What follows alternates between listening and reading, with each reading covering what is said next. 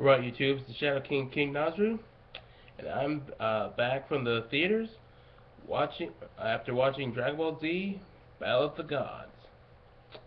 I really cut it close with this one because I had to check the times earlier this week, and there was only like one theater near me, and the time where was able to show it was like at 10 a.m. on Saturday, and you really don't know how hard it was to get there.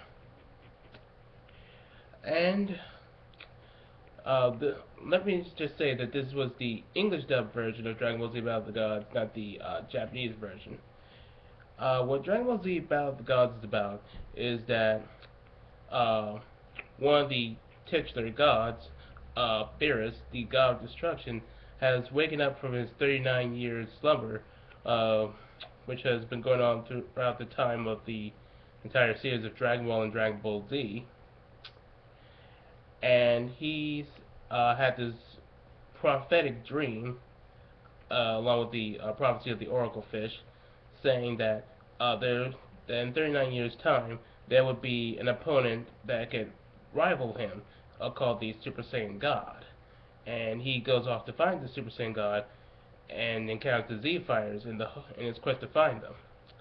And things one thing leads to another, and eventually they Goku becomes the Super Saiyan God and has to challenge Beerus to protect the whole planet, along with uh, all the other planets that would have got destroyed if he had not held back. What? So you're probably wondering, what do I think? Now, if you have, and you probably most of you probably should know if you know me very well, that in previous videos I have said that I consider this to be the perfect Dragon Ball movie. After seeing the English dub, that opinion has not changed. I still consider this to be the perfect Dragon Ball movie. I'd act more excited, but I was I was spending so much time being excited after everything I saw, despite seeing this being like my third time seeing the movie. But yeah, so I don't really have that much energy on me. Let's see. Some of the things I liked was that, top of all, this Dragon Ball movie is clearly a sign to Akira Toriyama that um, we deserved a good Dragon Ball story after the shitty Dragon Ball GT anime that came a few decades back, and the affront to God Dragon Ball Evolution movie that I swore never to review ever. We deserved, as Norman Osborn said, we could do better. We deserve better, and we got better. I love that Akira Toriyama was heavily involved in this, including writing the script. Although he did have some help of the help of the screenwriter Ken Watanabe, and I did like it. Still had some of the themes of Dragon Ball, such as the redemption of characters, such as Vegeta, going, him seeing his making his full transition from the villain, the arrogant villain that he once was, to a person who's good and is willing to put his pride away to protect his family and friends and save the Earth by humiliating himself in front of Beerus just to keep him happy. And I also did like that it kept some of the old traditional themes of Dragon Ball Z. I mean Dragon Ball, such as you have to rise up to the challenge and always improve yourself, such as uh, the concept of the Super Saiyan God. While a lot of people said that they didn't like it because it wasn't flashy like the other Super Saiyans, and some said it wasn't buff, they wanted him buff like Broly. Really? Broly, you think he's the archetype? I mean, the paragon of Super Saiyan status? Anyway, the concept of the Super Saiyan God was that this was a power that is based around you. This is you improving yourself, not just using a transformation to boost your own power. You are constantly improving yourself. Just like Bruce Lee said, uh, I I defeated the man who practices one kick 10,000 times over the man who practiced 10,000 kicks. It's that kind of concept.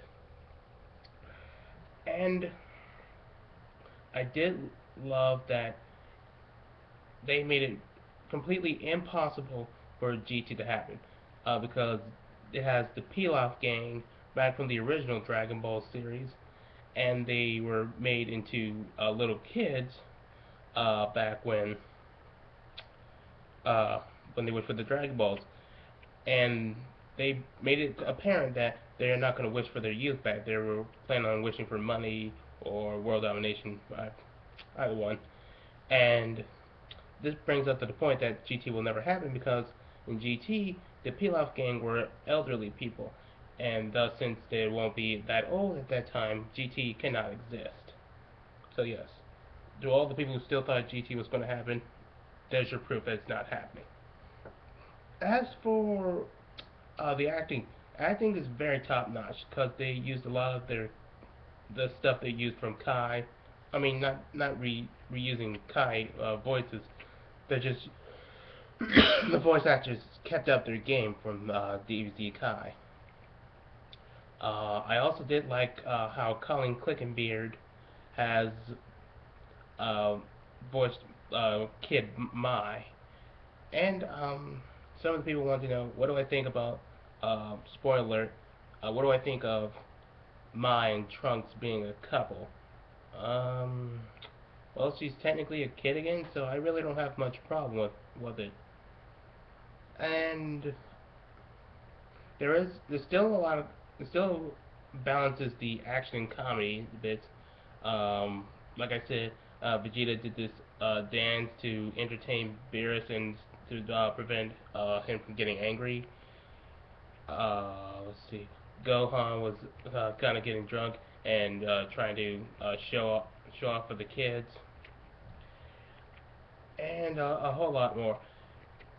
And some of the comedy comes from Beerus, who's not really a villain, but more like just an antagonist, more like a force of nature, who is not aligned to either good or evil, and just feels like his main role is to destroy anything that he feels is troublesome, whether to himself or to the entire universe. And his whim is pretty fickle. He can get ticked off at some of the most trivial things, and I kind of like that because that's how some of the polytheistic gods kind of acted, and how they could just go drastic over the most trivial things. The action was very top notch.